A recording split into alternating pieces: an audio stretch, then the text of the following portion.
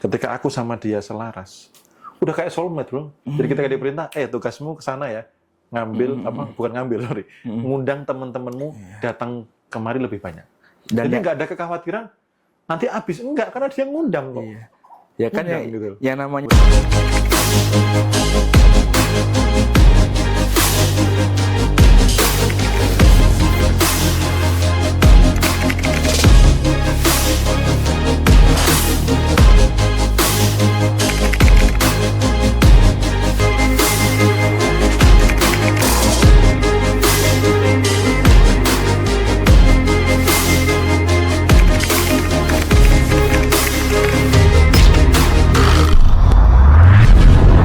kalau toko pernah jaya, tapi sekarang ada di titik minus nih Om. Bagaimana cara agar vibrasinya seperti, wah ini terputus nih.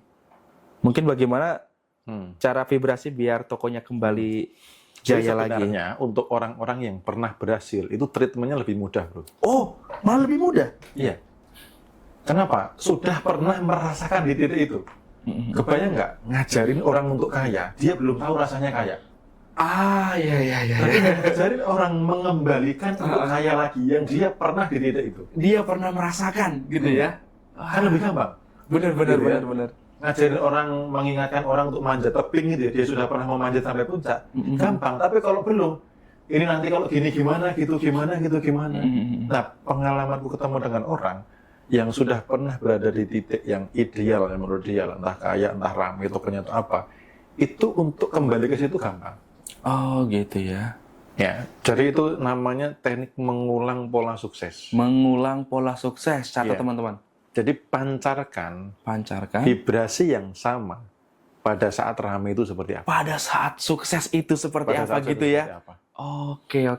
Ketika bisa merasakan itu kembali, ingat ya, law of vibration, semesta hanya mengembalikan apa yang kita pancarkan, apa yang kita rasakan. Nah, godaannya kadang ketika rada sepi, panik, bro. Waduh, jatuh tempo sebentar lagi, kok nggak ada yang datang, dan lain sebagainya, kekurangan terus, yang dipancarkan, yang ditarik apa? Kekurangan lagi. Oh. Gitu. Jadi, saya juga pernah ngalamin, waktu itu sempat pernah di kondisi yang 4 tahun itu, pernah sedikit naik, punya penghasilan 10 juta sebulan dari bisnis MLM. Waktu itu pakai Facebook Ads, jualan sabun lah ya gitu. Nah, di kondisi punya pencapaian terbaik lah, karena melebihi gaji ya, sebulan dapat 10 juta. Yang paling tak ingat-ingat peristiwa itu apa? Pada saat itu ke Indomaret, beli snack es krim dan sebagainya, habis 100.000 lebih. Yang biasanya aku mau beli ciki itu ya, mikirnya mending beli mie ayam lebih kenyang gitu ya. Iya. Itu nggak pernah sekali, tapi tiba-tiba udah ngajak anak istri, mereka ngambil apa aja tak bolehin.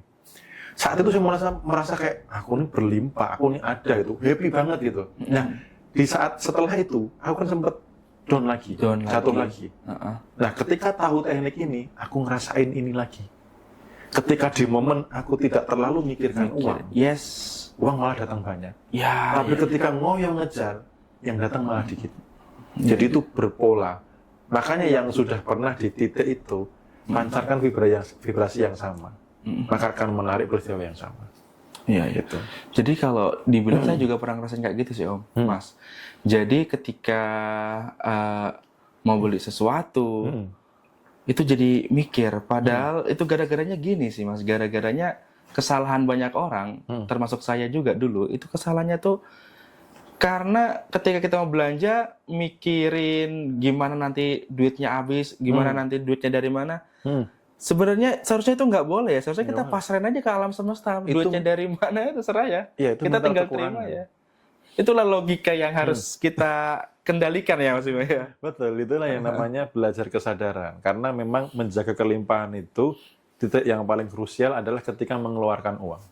Ya, mengeluarkan uang ya. Itu makanya untuk berlatih di awal-awal, aku ngomong sama uangnya. Ketika melakukan uang, tugasmu ngajak teman-teman lebih banyak lagi datang ke sini. Iya. Itu. Jadi ketika dia keluar, apa yang terjadi? ngajak teman-temannya datang lebih banyak. Iya. Itu. Ini mungkin teman-teman nih, mungkin teman-teman ngerasa aneh. Uang kok diajak ngomong, benda kok dari diajak bicara. Coba Mas Bimo kasih tahu kenapa itu harus dilakukan, Mas Bimo. Oke, jadi kita sama-sama melihat ini dari sisi ilmu fisika. Iya. Bahwa everything is energy. Everything is energy, semua adalah energi. Semua adalah energi. Partikel terkecil uang itu apa? Partikel kecil uang. Energi. Kan ada molekul, ada atom. Di bawahnya atom lagi ya. Lagi itu energi. Iya.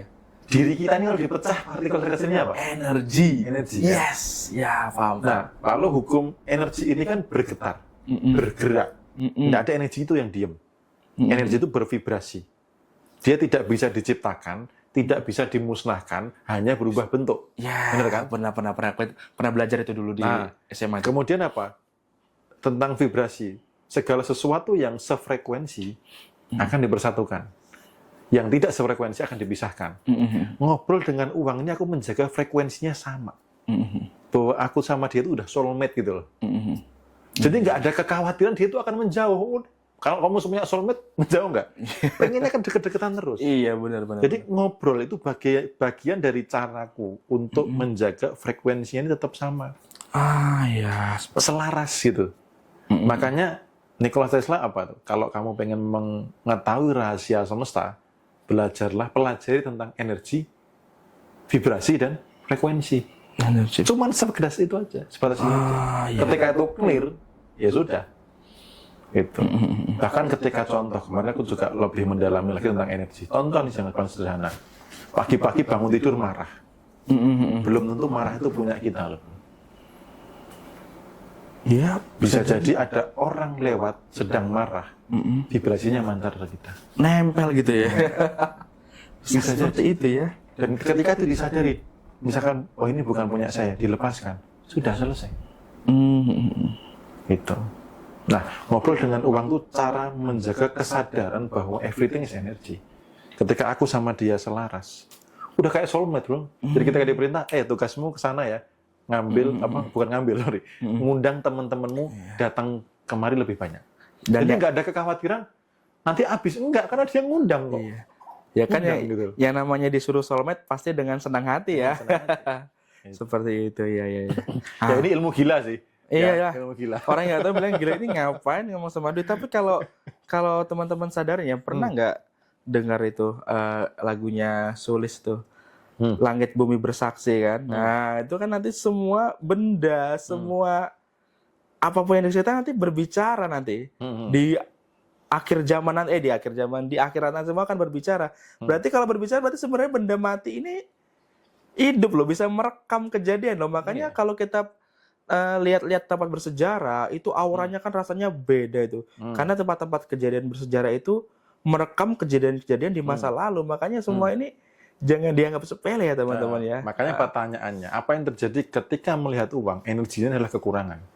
Ya, waktu berkurang lagi. Aduh, tinggal sedikit. Allah berkurang lagi. Aduh, harus keluar lagi. Ya, cuman mampir sementara. Apa yang terjadi? Jadi mungkin uangnya juga merasa, wah aku nggak dibutuhkan gitu ya? Iya. Akan pergi ya. Kekurangan. Dia selaras dengan kekurangan. Sementara tempat doa, tempat bersejarah itu ya. Kenapa memancarkan itu? Karena apa? Atensinya di itu adalah tempat yang suci, yang sakral, yang baik gitu loh. Nah, kalau uang atensinya adalah kekurangan, datang cuman mampir ya kan, sumber masalah, terus gara-gara uang hidup tidak bahagia ya, apa yang terjadi kan gitu. Iya. Ini ada hal unik yang saya sadarin tadi kan Mas Bimo ngomong tentang rumah-rumah ibadah ya, makanya kenapa rumah-rumah ibadah itu selalu aja ada rezekinya ya kan, karena rumah ibadah itu dilakukan untuk tempat hal-hal yang positif gitu ya. Betul. Sementara rezeki juga positif, makanya rumah ibadah itu selalu aja ada rezekinya gitu ya Mas ya. Iya, karena selaras. Iya. Selaras gitu. Paham. Ini keren banget ilmunya nih guys. Kalian yang nonton ini beruntung banget serius, apalagi kalian yang nyatet dari tadi. Ini ilmu mahal guys, serius. Ini dulu saya juga pernah ikut kelas-kelas ilmu kayak gini tuh, wah jutaan sih, dan ilmunya sama yang dibagikan sama Mas Bimo ini, wah.